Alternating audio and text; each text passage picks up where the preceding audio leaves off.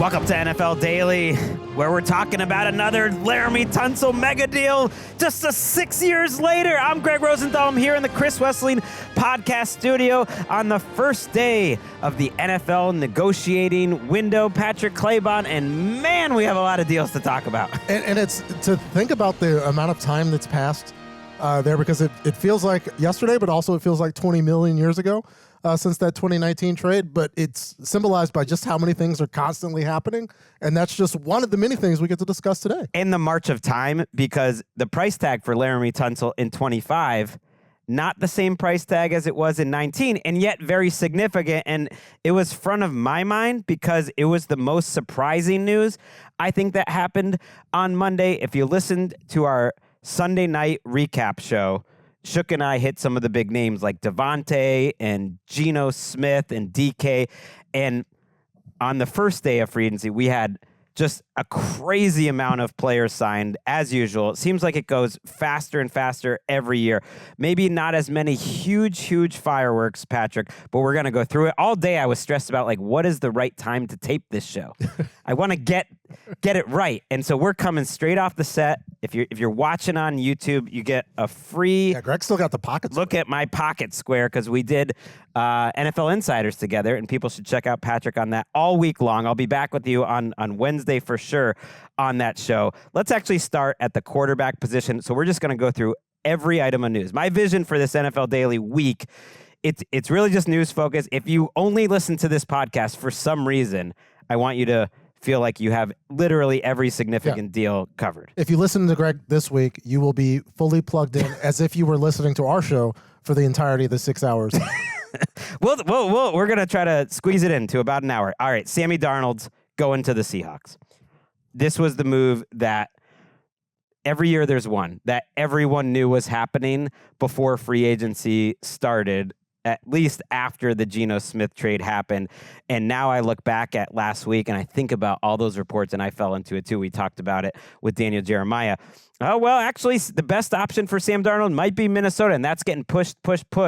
And now I look back on that as, oh, were they playing a leverage game in the Darnold camp to make it seem like, hey, you got to raise your price there in Seattle, and Seattle's waiting to finish that behind the scenes before they trade Geno? Well, they've got their guy, $37.5 million guaranteed, 3 for $50 overall. Depends on how you look at it. It's essentially the Baker Mayfield contract for Seattle. I think you can make the case of why they made this deal. What did you think about it when you're breaking it on NFL Network? Well, ultimately, the deal, it's very difficult, just like it was for the Michael Penix draft pick, to be viewed as just the deal. Right? Because the Seahawks got rid of a good quarterback, ultimately trading him away to play for their old coach and his old coach in Las Vegas, to bring in Sam Darnold, who had that spectacular year, not being dismissive of that spectacular year on a team that was loaded with offensive talent, on a team that featured the coach of the year and Kevin O'Connell calling the plays, to go to a team that just fired their offensive coordinator, got rid of their best receiver, a longtime great at receiver, and is in total turnover in the entire situation, where it's difficult to view Sam Darnold and say, yeah, I'm excited about Sam Darnold, when in my opinion, they had a better quarterback last year. Right. So this is one of the contracts, and I agree with everything you said, that I want to see the details to it. The report is $55 million guaranteed. How much of that money is into year 2? It reminds me a lot of when Derek Carr re-signed with the Raiders. It's hard to keep which coaching staff was there at the time straight, but I believe it was with Josh McDaniels, and people were a little surprised. And I remember saying at the time, this is really a one-year deal, and it's a try it out and see if this marriage works. That one didn't work. I suspect that's what this Darnold move is ultimately. So if you just go through the logic of it in a total vacuum, they are putting out there through the media, our guys reported it, the insiders, that Geno was offered basically the same or similar contract. He said no. So from the Seattle's perspective, they're looking at it like they got 7 years younger. That's significant. Geno is getting older. I think that is a concern. He hasn't showed his age, I don't think, but that's a concern. That he's going to be cheaper than whatever Geno signs for with the Raiders. maybe by a little bit, and Geno might get guaranteed money into 2026. And most importantly, in my mind, maybe Darnold's a better fit, or he's a good fit at least, in Clint Kubiak's offense. Clint Kubiak was in New Orleans last year. He was in Minnesota a few years back with Kirk Cousins. This kind of paint by numbers, back to the offense, play action. What Sam Darnold was successful in Minnesota, maybe Geno wasn't the perfect fit for that. You add that all up together, and a little bit in a vacuum, you actually can see the vision. It's not that they didn't have a vision. I don't necessarily think it's going to be unsuccessful. But then I come back to the point that you said, which is Geno Smith is better at football. He's just better. And that the problems that Darnold has, which I believe are reading defenses before and after the snap, are going to get him in big spots. I don't think Geno would have had the meltdown Week 18 game where it was really an opposing coordinator breaking Darnold's brain and making him freeze like Darnold did. And we'll see if that happens, for Seattle. Yeah, ultimately, the Seahawks can improve in a lot of different areas, and Sam Darnold can continue to improve, and he's always going to be younger than Geno Smith. Like clearly, like the linear nature of time has dictated that. But I would need to see a age-related fall off for Geno, who again watched football for several seasons, right? So I don't know if Geno's age relatively to the people who played football for those entire seasons is the same. But considering that they had already made the Geno trade, I think Sam Darnold was the best option for what was available. Yes. And they had to pay that Sam Darnold price. So in that view, good. Welcome back, Sam Darnold. It's just a tough situation for him to go to and try to be successful, where all those people watch Geno and company go up and down the field, Geno doing spin moves in the pocket to get away from early interior rushes, firing a ball down the field, where that's not necessarily Sam's game, and it's going to be tough for people to see that to go to whatever this version of the Kubiak offense is going to be. Yeah, our friend Mina Kimes pointed out in a couple of different stats how different their pressure rate in terms of quick pressure. Darnold was 18th in the league in facing quick pressure. Geno was second, behind only Drake May and that disastrous offensive line. And Geno's numbers against quick pressure were great.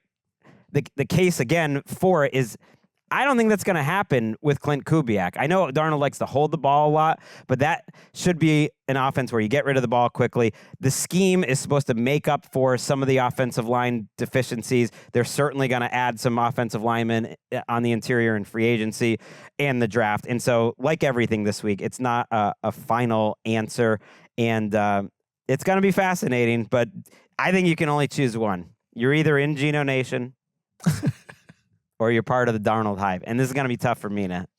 I'm doing her show Wednesday, actually, so I will ask her about it in person. You have to choose one. You're either with me or you're against me. You can't do it. It's spicy, though. It adds a little spice. I never bought the whole idea that the Seahawks are trying to reset by trading Geno and DK Metcalf. John Schneider's on the hot seat. Mike McDonald's entering his second year. They're not trying to reset. They're going to try to win. This is their way that they're trying to win. That's just, I don't think they're trying to take a step back, is my point. Is I believe they're trying to win the NFC West, and this is John Schneider's idea of how to do it. Whether that works or not, I have my doubts, but that's his idea. I will say this. Sam Darnold will have fewer attempts than Geno Smith had in 2024. I don't think that the offense will be as heavily featuring the quarterback and his decision-making, and you will get whatever the investment's worth in Sam Darnold, but the ceiling in terms of what you can try to accomplish, I don't think they're gonna do that with Sam. Yeah, and we'll see. Maybe Geno does better away from Ryan Grubb. Who knows? Maybe Ryan Grubb at Alabama now does better without Geno. We will see. That was a one-year moment in time with the Seahawks. It's like a fun little mini era, and it's over. A good Seahawks team, by the way. Like the division was good. Like they won 10 games. You change a couple things, the results are a lot different. Justin Fields is the new Jets quarterback. Love that. 2 years, $40 million, $30 million guaranteed. I was one of the more, like, I don't want to react to the reactions all the time, but some of the most surprising reactions I saw today were people thinking that, wow, that much money for Justin Fields. And I was like, that's great money for Justin Fields. First of all, it's half as much as Sam Darnold. That seems appropriate. I mean, after the Darnold season, but it's like, it's not a lot. It's $20 million per year. It's 30 guaranteed. This is another 1 year type of deal. And I think, considering the market that was out there, a better option, I would much rather have Justin Fields on this contract and get off of Aaron Rodgers, which they're going to do, than keeping Aaron Rodgers or really going after any other free agent quarterback that was available. They didn't have amazing options. I think this one is pretty intriguing for a few reasons. Yeah, and shout out to former Patriot, former Raider, Marshall Newhouse on social media website Blue Sky, pointed out that this is the rate to be the starting quarterback of a team that's going through the rebuild. All right, there's going to be a lot that's put on Justin Fields as this team tries to find out what they want to be, what they're going to be, and yeah, the $30 million guaranteed, because that's where I start. It is a dangerous trend that we're going on where there's contracts that have, quote, in guarantees, but some of those guarantees are conditional. And I ask the question, if the guarantees are conditional, it's not a guarantee. But anyway, that's just how things get reported sometimes. I think $30 million over the course of 2 years to get a guy who has made plays, like a top 5 rusher in the league since 2021 at the quarterback position, and he hasn't necessarily played that many games. He's averaging 6 yards a carry, and we never really got to see what the passing game could look like for Justin Fields because he lost his job by then. Here's what he has in New York. 4/5 of a pretty good offensive line, I think, on paper. Olu Fashanu looked good at tackle, the rookie last year. They need another tackle, so that's pretty important. But their interior line looks pretty solid. True number one receiver in Garrett Wilson. And a really intriguing backfield in Breece Hall and Braylon Allen that Fields adds to. And you just have a feeling they're going to be a run-first offense. They have a defensive-minded head coach. I think it could be fun. And I think they could add to it in the draft. And maybe it speaks a little bit to where the Jets are in the draft and not believing necessarily that Shedeur Sanders is going to be available or that he's going to be their future quarterback. But who knows? Like, if you told me they wind up taking Sanders at 7, like, this signing certainly $30 million doesn't necessarily change that. The math has changed. We just have to get used to it. And I include myself in that because there's a couple contracts today that I was like, whoa. The cap is going up. Just for some examples, B.J. Hill, $16 million guaranteed. Okay. And he's a rotational defensive tackle. Tutu Atwell gets the $10 million contract. De'Ami Brown, who had, $300-$400. Okay. If those guys are worth $10 million, Justin Fields, who's probably going to be starting week 1 for your team and showed a lot of potential, is worth 20. It's just how it goes. Like, that is now between a starting quarterback and a backup quarterback. There's always been that market. It's a small market, and Justin Fields, that's now where that market is. I think it's fascinating, though. By all accounts, the Steelers wanted to keep Justin Fields over Russell Wilson, and I think the credit that everyone gave Mike Tomlin for benching Russell Wilson ultimately blew up in their face, right? Well, I think he flamed out, and they couldn't keep Fields, because I bet if they had stuck with Fields the whole time, he wouldn't be leaving them for the Jets. But why would he be loyal to the Steelers and give him the Tomlin discount that players like to give? And also, it feels like discounted on some blame was perhaps Arthur Smith's management of things. Fair. As they went on, where we don't really know what could have come from either of those guys last year in Pittsburgh, where the offense fell apart. It seemed out of sync to an extent that a lot of it was the schedule, and they were just playing better teams down the stretch, including playoff teams. But just weird. It's like when 6 years from now, we'll look back and be like, remember that year Justin Fields and Russell Wilson were the quarterbacks in Pittsburgh? And I think it blew up a little in their face because it doesn't sound like they want Russell Wilson back. It sounds like Aaron Rodgers is going to go to the Steelers or the Giants. We're not going to spend much time on that because at some point it'll happen and we'll just talk about it there. But it really seems like he is now the top name available at quarterback. Those are the two teams that are interested in him. We'll see what happens. The Jets, by the way, also gave Brandon Stevens 3 years, $36 million. Again, I want to see the structure and all that, but a cornerback that was picked on more than just about anyone in the league for the Ravens last year. But if Aaron Glenn likes him, I tend to trust Aaron Glenn, so that's an interesting signing. He's kind of replacing DJ Reed. More on him in a minute. All right, let's get back to the Tunsil trade. This was the other really big, item in terms of a name value. He goes from the Houston Texans to the Washington Commanders. They swapped 4th-round picks in terms of the years. Let's just ignore that and simplify it. Laremy Tunsil essentially got traded to the Commanders for a 2nd, a 3rd, and a 7th. And he got traded for a lot more when he went from Miami to Houston, and he looked like a potential future Hall of Famer. And who knows? He's got 5 Pro Bowls. And he had a really great run in Houston, coming off his worst year, ton of false starts, maybe not consistent in the run game like they want him, but anyone that knows anything would say he's one of the best pass protectors in the entire NFL, and that's why he costs so much, a 2nd, a 3rd, and a 7th. And everyone's like, this is what you do with a rookie, quarterback. You have him on that contract. You take advantage by being aggressive. And I'm thinking, well, what about the Texans? Yeah. They've got a pretty great quarterback on a rookie contract. What makes some sense of this to me?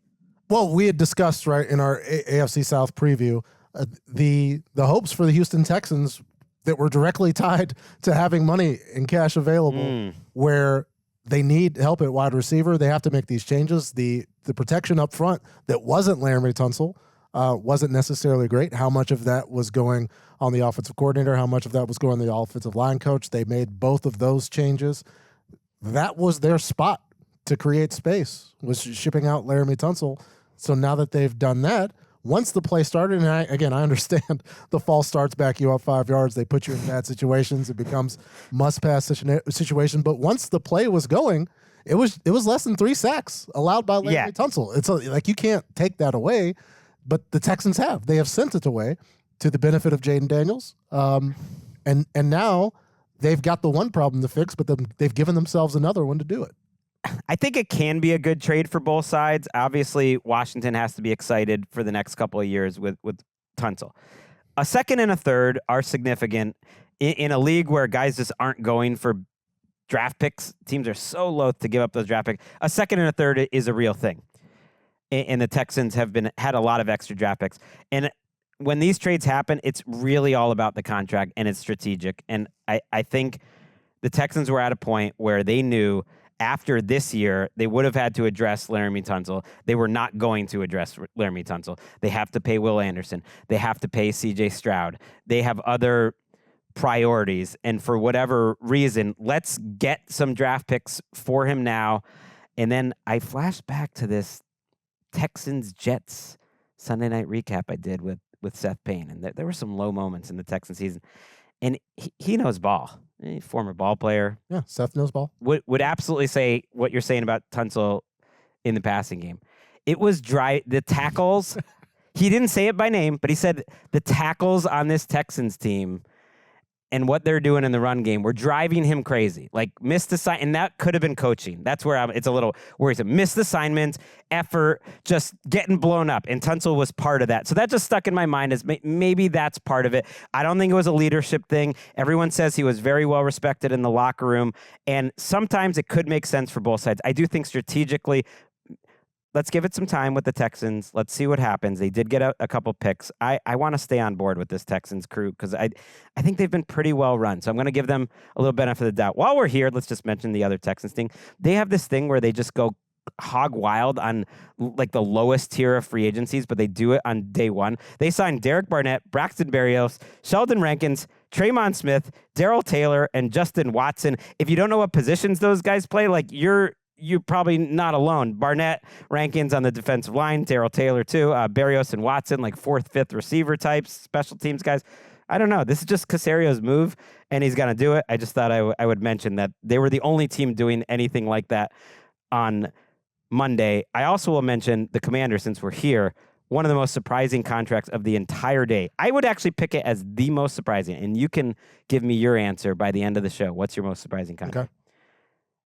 I would give it to Javon Kinlaw getting a massive deal from the Commanders. I didn't see it coming. $30 million guaranteed. Again, like when people are getting on Justin Fields for getting that much money, Javon Kinlaw got more overall over 3 years.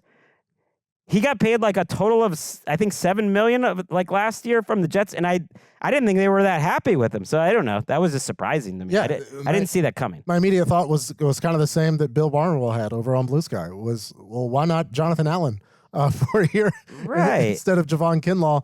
But and the Commanders and Adam Peters did get the Laremy Tunsil trade done? Because at one point I was like, are we going to announce Levi's Stadium coming over to the RFK site? Right. Like, Kinlaw, former 49er, last year was with the Jets, but Peters was with him in San Francisco. And so, like, you wonder, like, how much the relationships play into that, or if it was just purely the evaluation. They felt like he was being misused over the past couple of years in spots elsewhere.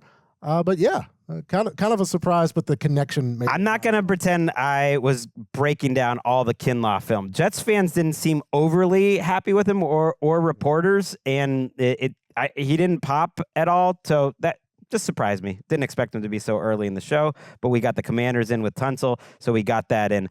Let's talk about what the Patriots did. Everyone thought the Patriots, they're just going to go crazy in free agency, and then they can't get Ronnie Stanley, and they can't get Chris Godwin done. And I saw a tweet from a Patriots reporter, and they said, look, and I made a bad tweet too. I was like, the Patriots can't give away their money right now. But but I saw another tweet from the Patriots looking like, man, you wonder who the Patriots are going to get because they're really swinging and missing on this first wave of free agency. And it was 10:30 a.m. On the West Coast. Free agency started at 9 a.m. Guess what? A few hours later, they had spent a lot of that money. Oh, my God. Milton Williams, the number one guy on my board after the tags got applied to T. Higgins and Trey Smith of the Chiefs there. 4 years, $104 million for Milton Williams, an emerging defensive tackle who played the best football of his life by far late last season, especially in the playoffs, especially in the NFC Championship game and the Super Bowl. Carlton Davis goes at the top of the cornerback market, 3 years, $54 million, about $36 million guaranteed. Robert Spillane, who had a nice little come up under Antonio Pierce the last couple of years, like Carlton Davis, almost 30 years old, linebacker, playmaker. He signs with the Patriots. Morgan Moses, the tackle who's just kind of bounced around, is almost like a replacement level. Like, you're not going to get too excited, but he plays pretty well. Morgan Moses, I put him on the Patriots, by the way, on that 40s and free agent show where we're trying to build what they're going to do in free agency. So got that one right. They also added Josh Dobbs, by the way. Josh Dobbs is going to be in the mix there with Joe Milton as the backup. And Mack Hollins is a New England Patriot. 2 years, $8 million for Mack Hollins. Wow, that was a lot by the Patriots in day one. Is it going to be looked back on like that last Belichick spending spree? I don't know if you remember that year when it was Jonnu Smith. Jonnu and Hunter Henry. Hunter Henry, but there was a couple more, and mostly it didn't go well. No, it's a different regime. It's a new era for the Patriots. Although when Carlton Davis came out and said, no discounts, I'm trying to get money, I did think, like, oh, he's going to New England. Like, that was the first thing I thought when Carlton Davis said that. And then if someone were to just watch last postseason, they would think that Milton Williams is the best player in the world. And so, like, that money is deserved and owed. It's going to be interesting to see when the snap counts go up, what the production is going to be like for Milton Williams, because it's difficult to project that. But this team needs talent. Mm-hmm. And, they're not done. And I'll say, like, if you miss out on Ronnie Stanley and Chris Godwin, like two career one team guys, like, I don't know, like, if you set your sights to those type of players where they're ultimately going to go back regardless, like, you're going to miss out sometimes. And these other guys were realistically leaving. Yeah, I think it raises the floor. Some of these moves are going to go terrible. That's just how it goes when you spend a lot of Not Mack money Hollins. in free agency. Mack Hollins is going to produce. I think it's one of the reasons why the Eagles have been so good is they spend to the cap every year, and it allows them to make mistakes like a Bryce Huff or a Jahan Dotson for most of the year, though Dotson showed up at the end in that trade, because they take about 10 swings, and if you go 7 for 10 or you go 5 for 8, 6 for 8, like, you're still adding 5 or 6 good players, and that's why you spend to the cap, and the Patriots did need to spend. I think it's tough that you're getting a lot older. Harold Landry was my least favorite of all these, and that was on yesterday's show. Spillane, Davis, Morgan Moses, Harold Landry. I think it's safe to say those guys probably have their best days behind them. Like, they're all 29 to 30 or older. Landry's not quite there. And so you're not getting guys in the middle of their prime. Milton Williams is more of a free agent that I think is worth the gamble, even though it's a lot of money, although we haven't seen the guaranteed money. That's usually a sign that it's a little less than you expect. We haven't seen the structure there. He got 4 for 104. Is it really like a 2-year deal? Wouldn't be surprising. And he's a risk. I get it. Mike Tanier had a great stat, which, he had a career high of 17 pressures in 2023 at the time. In the first half of the 2024 season, 16 pressures, pretty good. The final 6 weeks of the regular season, 17. Oh, wow, we're getting crazy. In the playoffs, he got 14, like even crazier. So he was the anti-Sam Bradford. He made a lot of money late. I still think he would have made a good amount of money because people who know ball watch him, and he's got a lot of potential. Is it going to change what they do at number 4? You don't go for Mason Graham? Maybe not. But I think he's a guy worth taking. And ultimately, even though I think it's only like pushing them to be closer to mediocre, I do think you got to spend that money. That's what the cap space is for. That's what it's for. And that's why the idea that they shouldn't, right? The idea that you got to keep cap space and try to carry it over. No. That's why I always try to make the case for draft abolition, because the team should be trying to win. We don't want to incentivize people to root for losing. So go out there, spin to the cap, do cap chicanery like the Saints. Like if you mess up, who cares? These people. They're just trying to get professional. I think in a perfect world, they are like the Commanders. They're not going to have that success, but I think the Commanders, who signed about 20 free agents last year, hit on 7 or 8 of them, and they were just veterans who could play football at the professional level. I think the Patriots are playing a little bit more of a tax here in free agency. They're hoping Carlton Davis is a difference maker. I had Carlton Davis in my top 12 free agents because I think if he's healthy, he can play. And you know who else agrees? Like the Detroit Lions. They outbid Carlton Davis. Supposedly the Lions extended pretty far to get Carlton Davis, and they had a line they were not going to go over. And the Patriots just topped them from whatever it was going to be. Maybe a couple $1 million per year. Maybe it was $5 million guaranteed. They're getting older, but they're getting spicier. They're trying. Let's take a quick break here on this show of NFL Daily. We have a lot of signings to go. Eric is looking at me and he's wondering, like, is this show gonna be 98 minutes? No, Eric, it's not.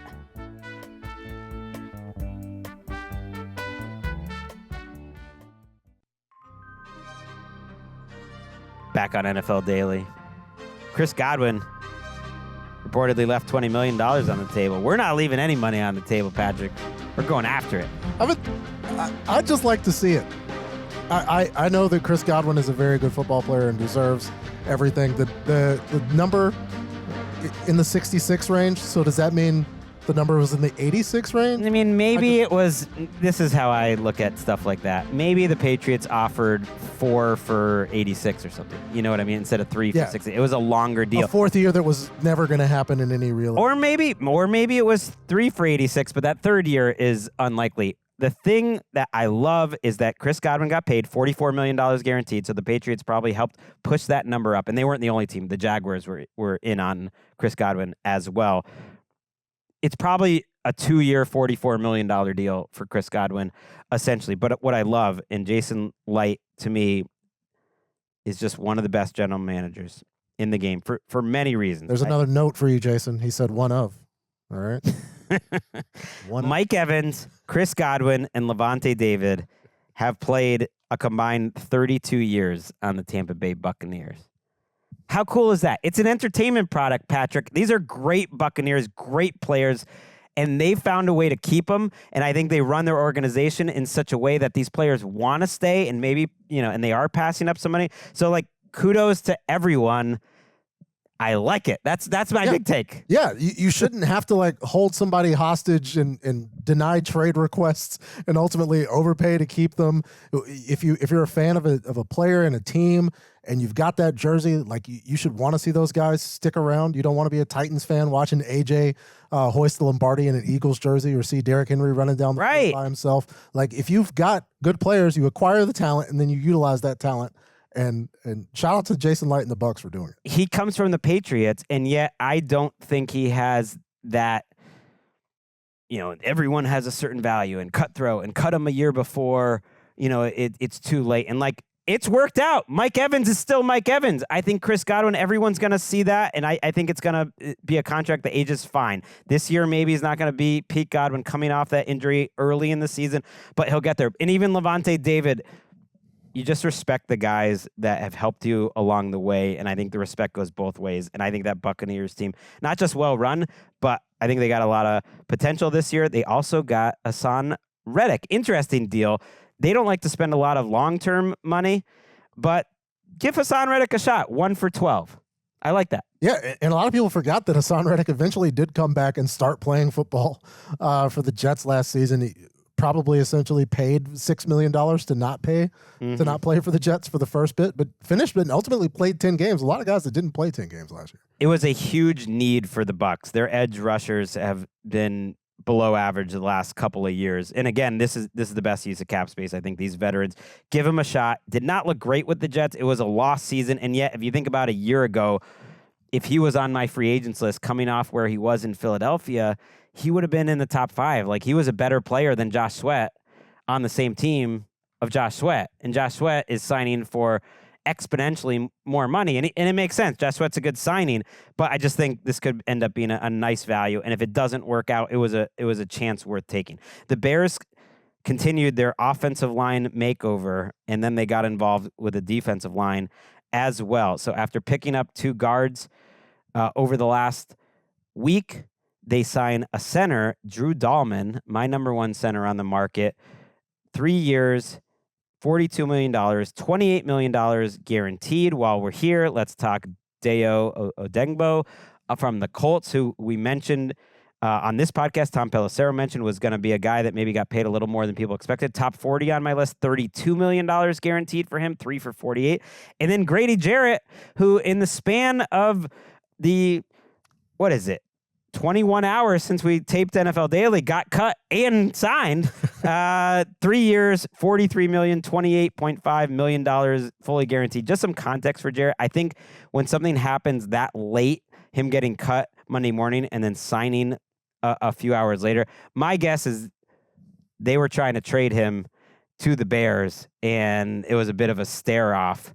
And they knew the Bears were interested, and the Bears are like, "No, we're just gonna wait for you to cut him, bro. We've got a deal all worked out." That's just my guess. I have zero information, but I think that's probably what happened. Yeah, it's a good vibes-based guess. Yes. On how this transpires, where sometimes these. It was like 3 hours later he got cut, and then he had this deal done 3 hours later. Yeah, where everybody's having conversations, and it is a negotiating window, but sometimes things happen a little too quick to have not been previously discussed. What do you think about? I mean, the Bears, they weren't kidding when Ryan Poles was on this show. Said we're going to be aggressive, attacking free agency and fixing that offensive line. Jonah Jackson via trade, Joe Tooney via trade, Drew Dahlman in free agency, and they suddenly have an offensive line.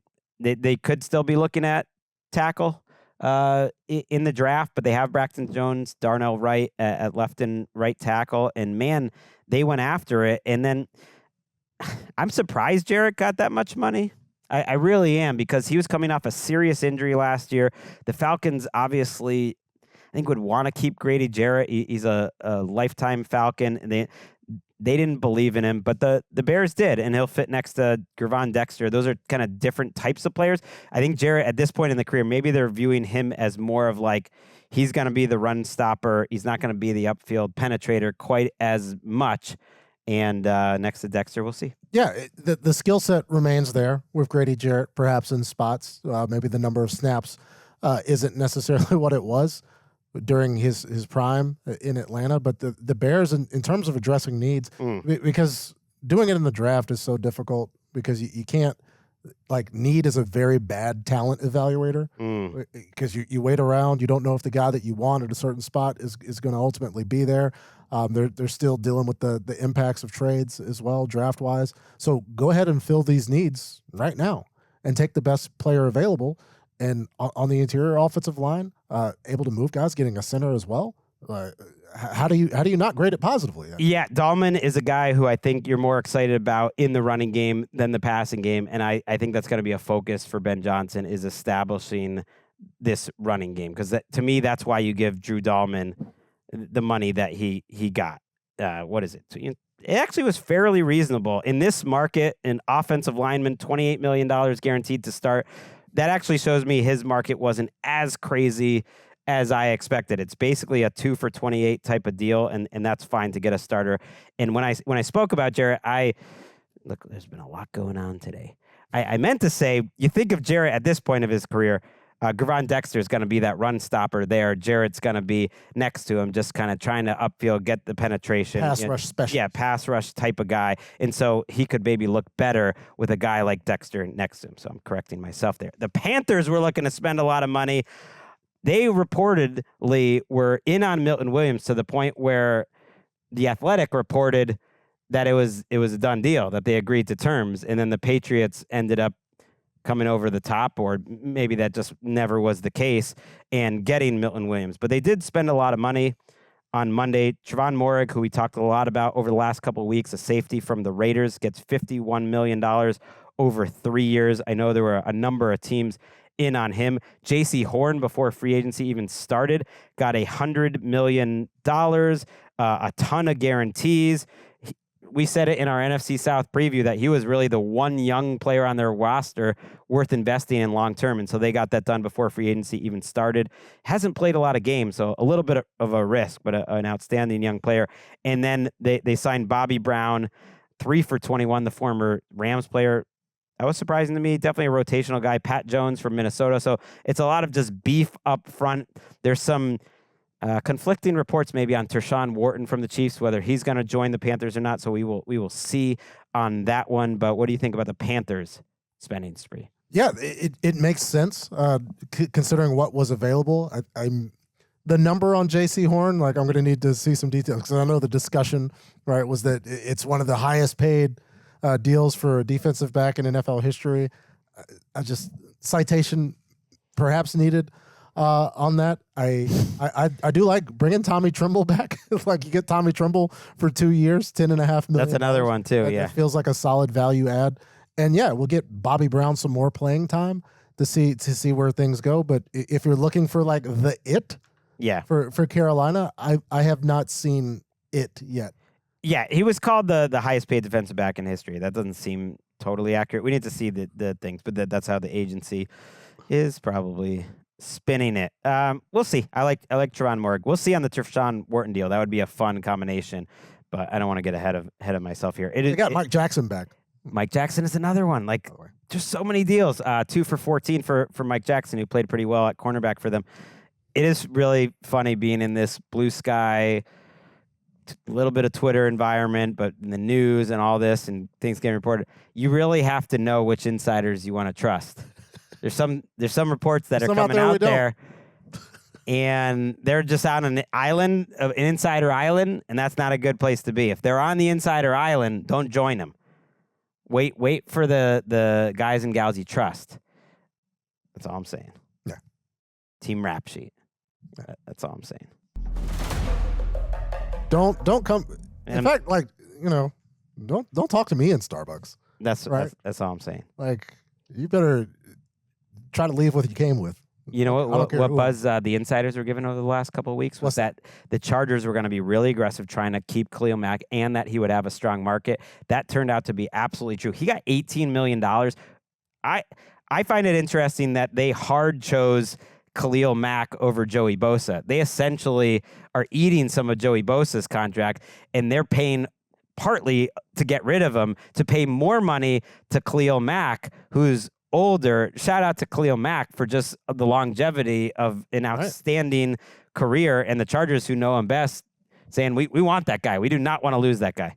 I kind of wondered if Khalil Mack, considering the need in Chicago at edge, would be open to going back to Chicago, but at a certain point. But they got like the opposite type of player. I'm glad you mentioned that, because Adingbo is just like not a run stopper at all, but is pure pass rush, like whirling fury, and is a nice little compliment to Montez Sweat. But yeah, even considering Khalil Mack's age, he would be able to set edges in this league into his 40s, well into his 40s. Just play him like a little less, because the last couple seasons there's been a trend where the first 12 weeks of the season, he's one of the best defensive ends in the league, and you're asking a lot from him. The Chargers, by the way, we'll see if it happens by the time you guys listen to this or by the time we tape another show. It's supposedly in on Najee Harris, so we'll see, but they haven't closed the deal yet. They brought back Tier Tart, good deal for them.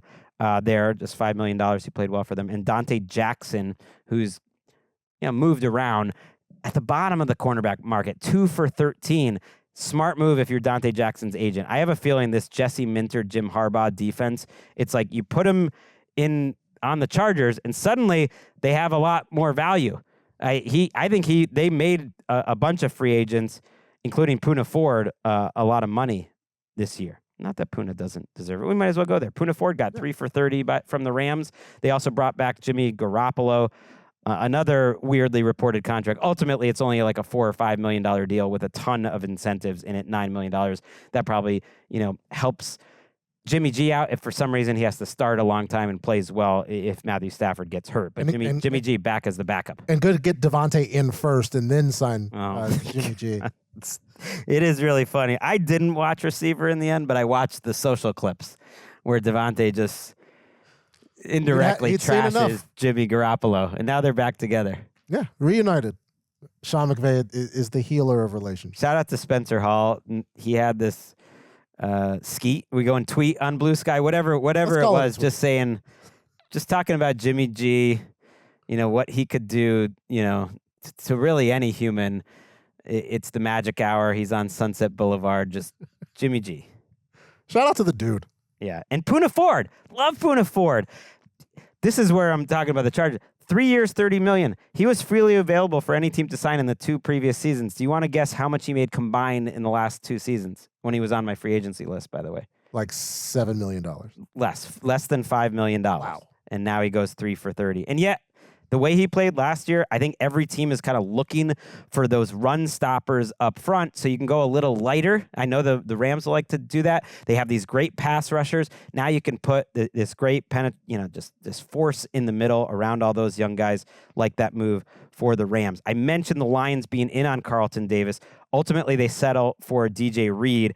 I think they had a price, and maybe this was it. 3 for 48 for DJ Reed, $32 million guaranteed. Really not much less than Carlton Davis, just about $3 million guaranteed, less $6 million over in the overall deal. 2 guys I had right next to each other on my top 1-1. Apparently, the Lions are thinking the same. We're just two ball knowers, me and the Lions. Yeah, right there. Brad Holmes, Gregg Rosenthal. It just makes sense. Jets cornerback DJ Reed. I should mention. I do want to, understand that DJ Reed's not a household name. He's a guy who arrived from Seattle. One of the best free agent contracts, I would say, of the last 5 years on the defensive side was DJ Reed to the Jets. Fantastic production. You do worry about, you want to get him on that second contract that was a little cheaper, actually, than necessarily the third contract as a cornerback gets older. Same thing with Carlton Davis. He's getting older, too. We'll see. But DJ Reed was outstanding last year. You play across from Sauce Gardner, and you have a lot of action over there. Literally, he was targeted more than any cornerback in the league, and all the numbers say he held up about as well as any cornerback in the league. So I like that move for the Lions. Let's go to the offensive lineman got paid section of the show. The Titans, they give Dan Moore, the former Steelers left tackle, $50 million guaranteed on an $82 million 4-year deal. This was that first contract of free agency early where everyone just started, making jokes. Are you going to make jokes? I'm not necessarily going to make jokes. I'm glad Dan's going to get an opportunity to be compensated and play for a team that potentially is going to take, their quarterback of the future, number 1 overall. Perhaps this means that they're not done. That maybe. I mean, they're done at left tackle, I would think. They just gave him $50 million guaranteed.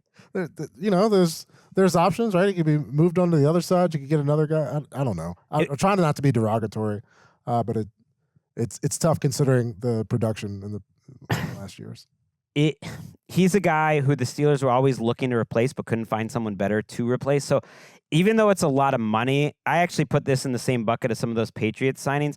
He can play tackle.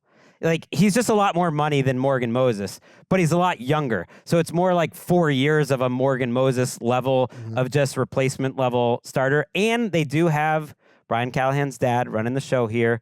And so you're paying a premium to settle with a guy that's probably closer to average, but you have more. You have J.C. Latham, who I think they wanted to move back to right tackle, so now he probably moves over there. He was a top 10 pick. You have Skoronski, who they drafted high. You have Lloyd Cushenberry. Suddenly your offensive line is looking okay. You have an offensive line coach. And I think it's just they got to spend that cap space too. They almost have too much space and can't find. So it's just filling a spot. It's just like a little too much money, but I don't know. He clearly had a market. Yeah. It doesn't go there in a vacuum. Other teams were willing to pay him. It's telling though the Steelers were not one of those teams. Yeah, and you just have to evaluate it with the cap going up and considering that there's a premium to pay to not have to be overly concerned with a need at that position at this point in the offseason. And you can have somebody over that's played a lot of football. You know, maybe the offensive situation in Pittsburgh wasn't necessarily that great and we didn't get the tape, but the Callahans know and they can evaluate talent up front and they know something the rest of us don't. Or they can coach it up. Yeah, I think it's a positive. I now feel bad. Titans fans were upset when I made a joke about it. I want to update you on something that's breaking as we tape this. Oh. Najee Harris is joining the Chargers on a 1-year deal. Sources tell the insiders. How about the partnership here between the insiders? They're not even looking for credit. It's a 1-year deal. Najee Harris, we'll see. We heard it was going to be ahead of free agency, about $6 to $8 million, but they don't have any money attached to it, at least right now. Yeah, and an opportunity perhaps to see Najee in an offense with a fully functional and supported quarterback where the needs are almost elsewhere at this point and the offensive needs, considering the way that Ladd had a great rookie season. You're able to see guys like Josh Palmer walk, and they're able to fill needs in other spots. So it's an exciting opportunity for the Chargers and for Najee. I'm told he's getting $9.25 million. I want to see all the deals on that, up to $9.25 million. So the up to is often doing a lot of work. I'm going to guess 7 and like 2.5. That's being generous. 6 to 7. Yeah, and some incentives. 5 base. But as the president of the Najee Harris fan club, you got to be thrilled because I think that's a great spot for a running back. Yeah, it's a good spot with a quarterback who's again fully supported. I would, my qualms with the Gregg Roman offense are passionately stated, but the one thing it's going to do is put Najee in a position to get the ball moving downhill and play the way that he needs to play. And so it's a chance for an offensive player to be liberated from his previous regime. You know what Herbert is great at? What's that? Mixing tempo, playing fast if he wants to.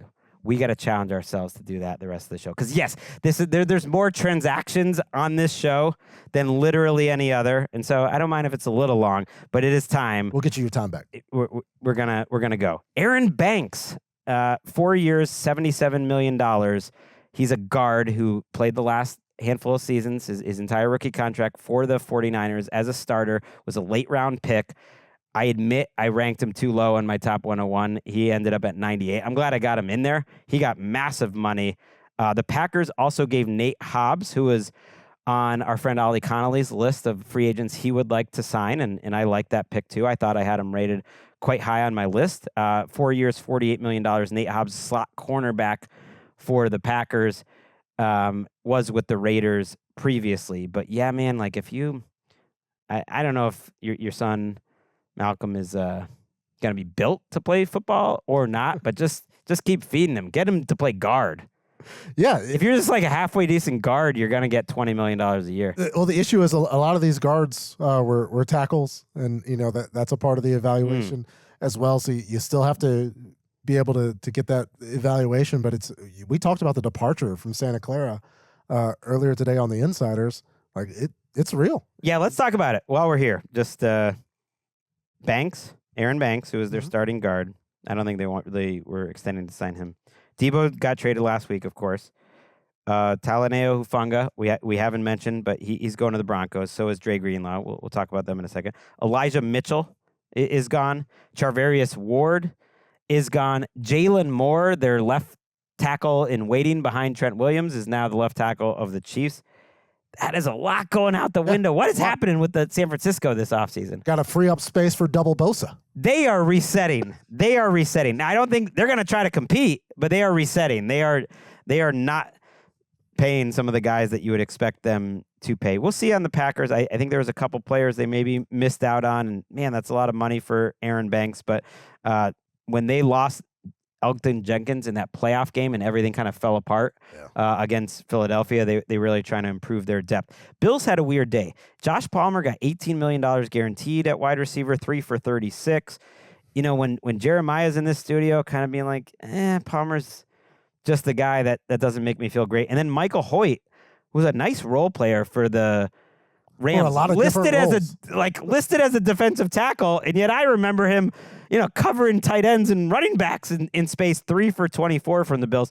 Two of the signings of the day, I was like, okay, Bills. Yeah, you asked for my biggest surprise of free agency. The 3 for 30 for Josh Palmer. Yeah, I wasn't mentally prepared for that, considering the way things have looked. Okay, so $18 million guaranteed. When we get to see it eventually, is it closer to 18 guaranteed? Is it closer to 2 for 18 or 2 for 20? The crazy thing is, and we're trying to figure this out, in terms of veterans, I think a rotational 3/4, that's about the price now, is $10 million. So I think I just have to wrap my mind around it. Is he a good one of those or not?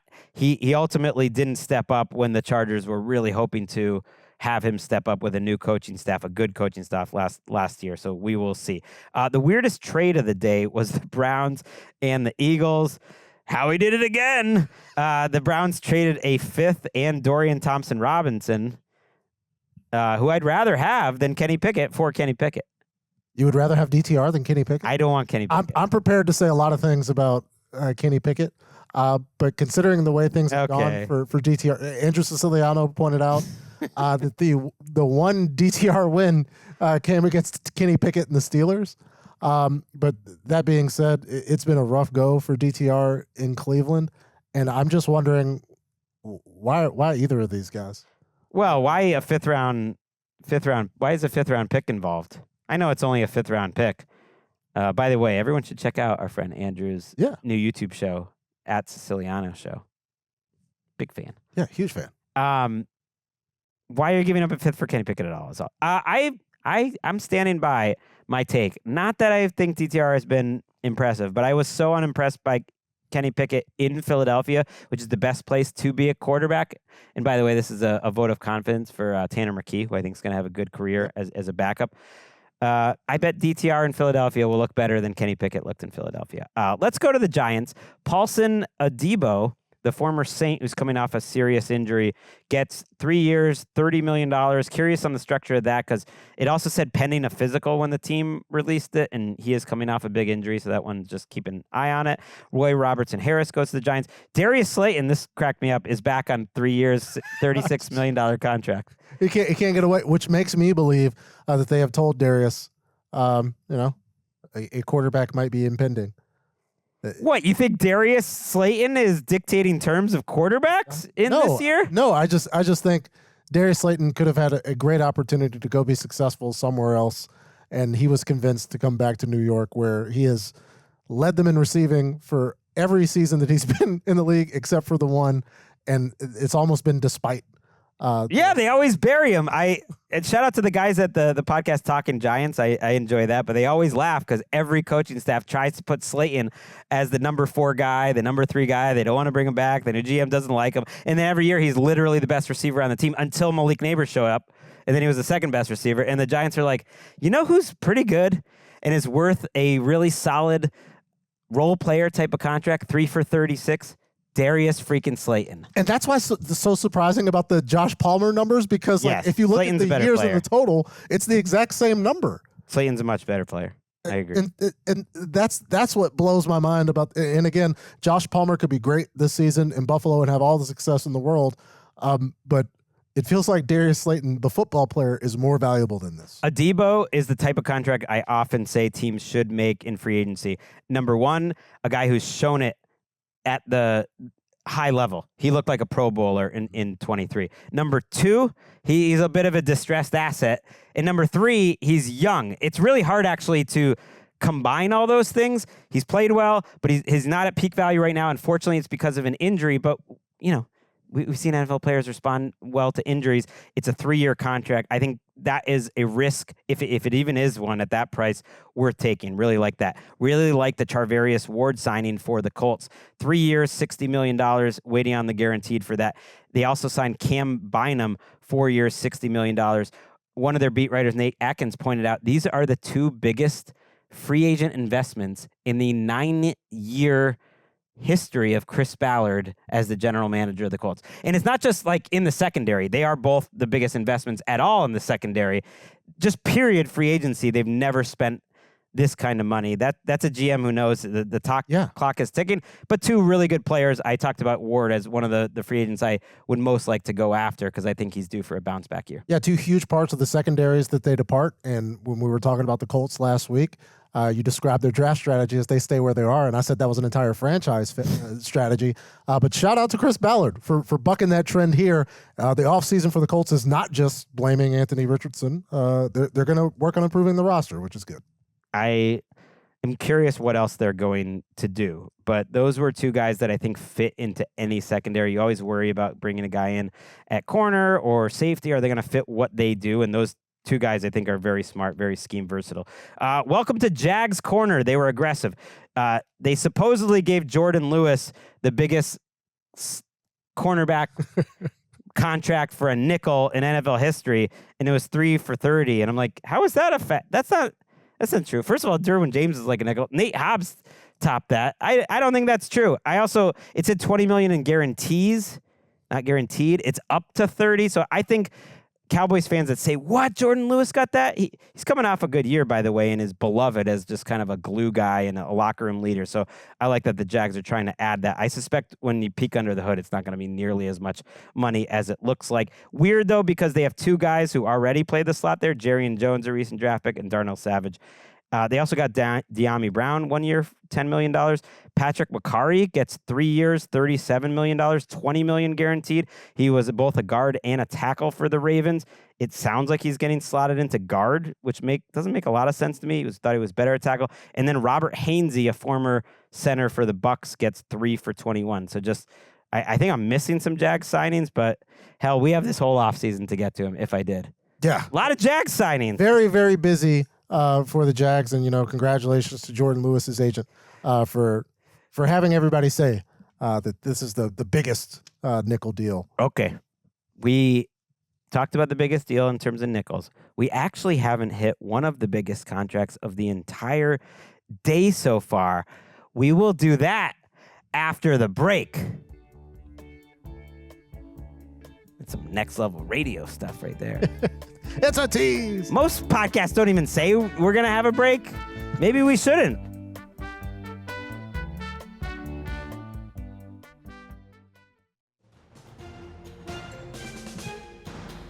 Like I was saying before the break, these are the moves that shape an offseason. It all happens in 1 week, and then we spend like 4 or 5 months kind of picking it over, and how does it all work together? So it's just first reactions here, and my first reaction is that from the Denver Broncos is that they're just trying to rebuild the 49ers defense.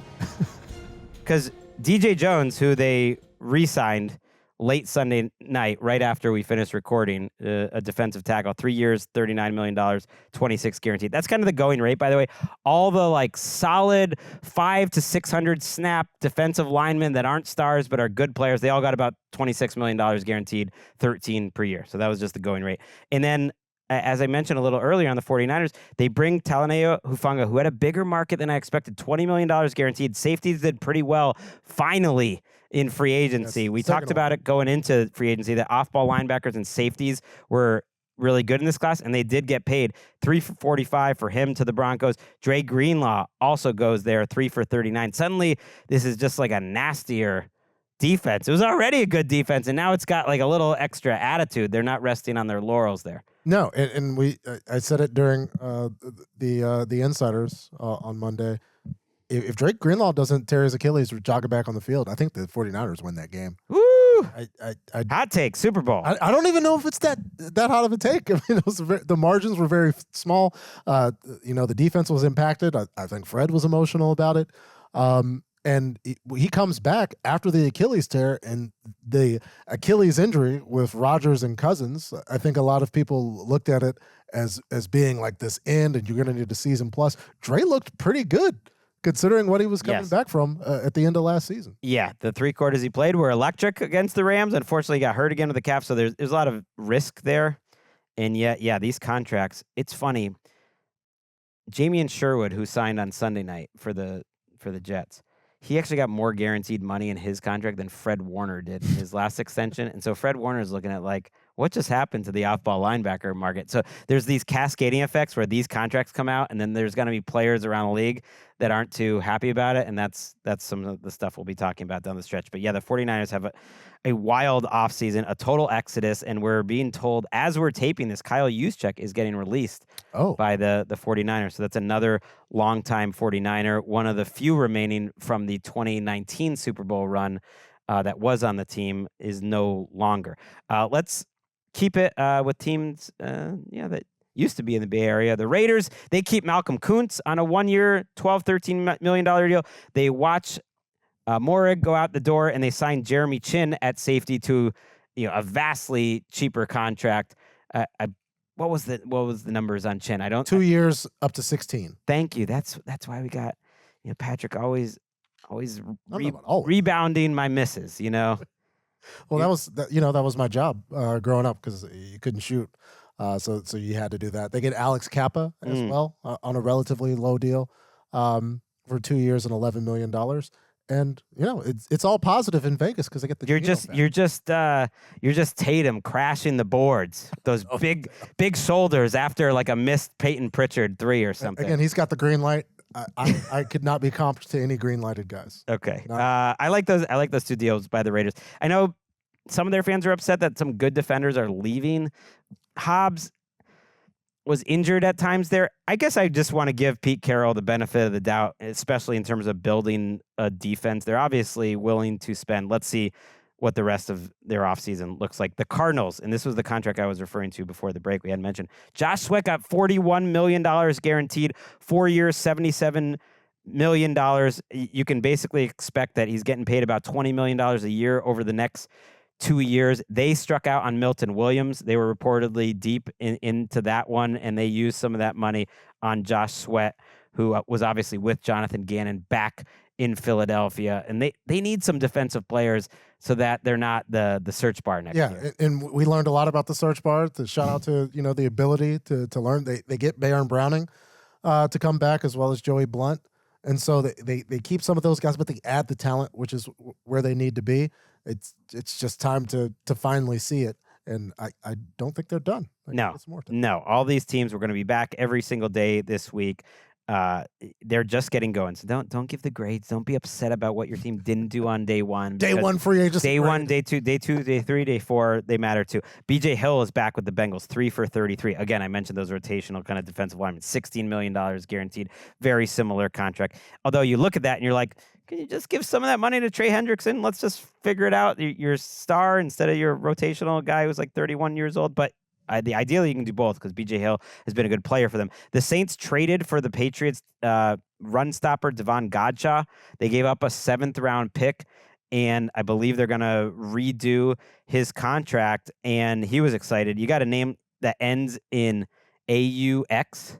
That's your spot. Going to New Orleans, and he is from Louisiana, rather. That's the place to be. An elite run stopper in the seasons that he's been elite, which have been more years from not. And then for whatever reason, he'll have these down years and his team not too happy with him. But overall, I think they'll get good value out of him.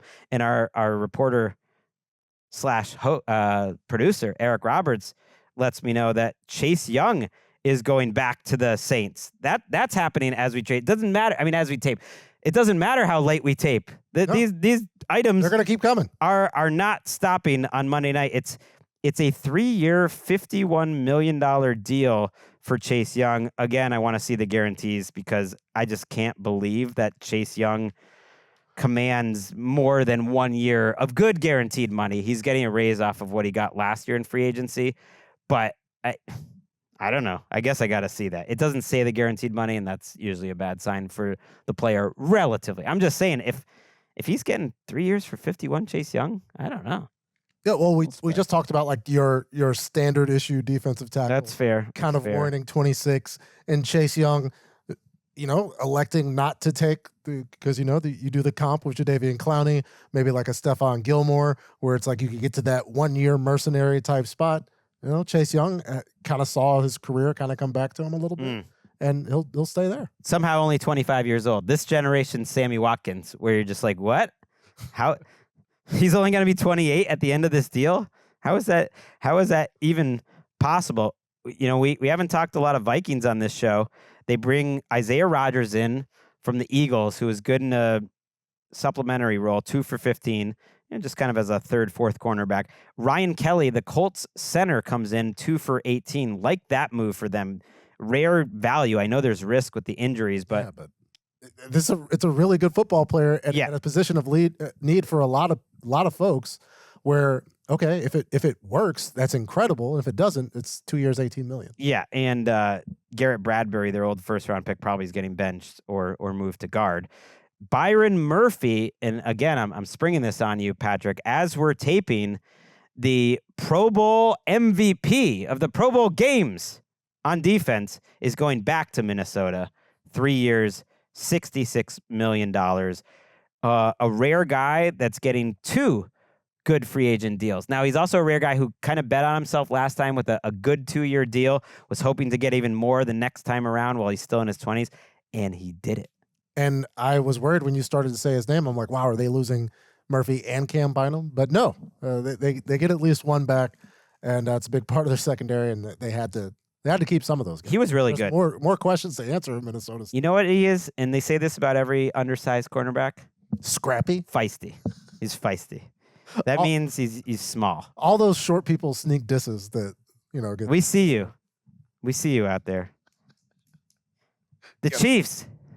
The Chiefs signed Jalen Moore at left tackle. This was a surprising one. $21 million guaranteed on a 2-year, $30 million contract. So if you don't know who Jalen Moore is, he played at the end of last season when Trent Williams was not playing. So he got 5 starts, and those 5 starts got him $30 million because otherwise he was on the bench. I kind of like the idea behind it. Now, the Chiefs were reportedly in on Ronnie Stanley, and then that didn't happen.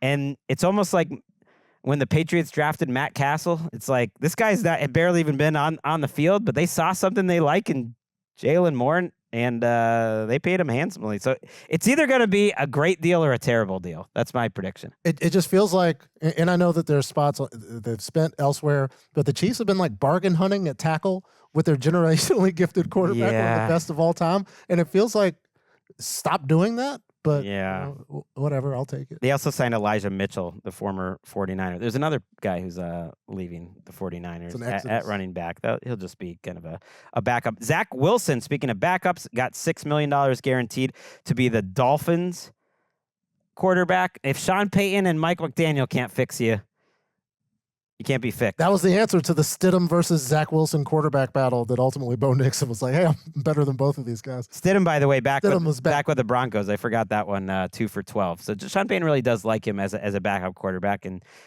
good career if you can get it. Another former Bronco, Javonte Williams, signed with the Cowboys. That's up to $3 million. That's really backup running back money. If anything, that sort of spells out to me they could still take one in the draft. And just some other little deals. Browns will cut Dalvin Tomlinson. He'll hit my top 101. Aaron Rodgers will get cut one of these days. Evan Brown was an offensive lineman who re-signed with the Cardinals. Braden Smith is back with the Colts on a rework deal, a tackle. And I guess one last note is it was reported, nothing's really changed, that Cooper Kupp will be released on Wednesday. No trade has materialized. They're looking like they're just waiting till the last minute for Cooper Kupp. I question if the market's going to be as strong for him as fans and other, beat writers seem to think it is. People are like slotting him in as like a number 1 or a 2 or a difference maker. He's barely going to crack the top 101, and that's mostly just out of respect. But I'm putting him below Keenan Allen. I'm putting him below Mike Williams, like towards the bottom regions of the top 101. Kind of a role player, I think, at this point of his career. I'll make a case for Cooper Kupp he's not going to be at the point of impact in the run game anymore, hopefully, if somebody's giving him a big deal. He'll be able to go out there and run routes and be a receiver, hopefully keep him on the field, limit those impacts, and have him be a guy that can get open and you know where he's going to be, and there's value in that. Josh Palmer, again, got 3 years, $36 million. All right, let's stop talking until... And then, just to prevent anything else happening. There is no right time to tape the podcast, Patrick. Fortunately or unfortunately, depending on how you look at it. So that is everything that has happened as of right now. As of 9:45 Eastern time. That's when we're taping it. 6:45 on the best coast out here. Let's be off with the day. Play that music, Eric. We will be back on Tuesday. You love him. You know him. It's Jordan Rodriguez of The Athletic and Colleen Wolfstay in the studio. We'll wrap up everything that happens on Tuesday. Until then, look, when we're trying to save Zach Wilson's career again, football is back. Didn't hit the post.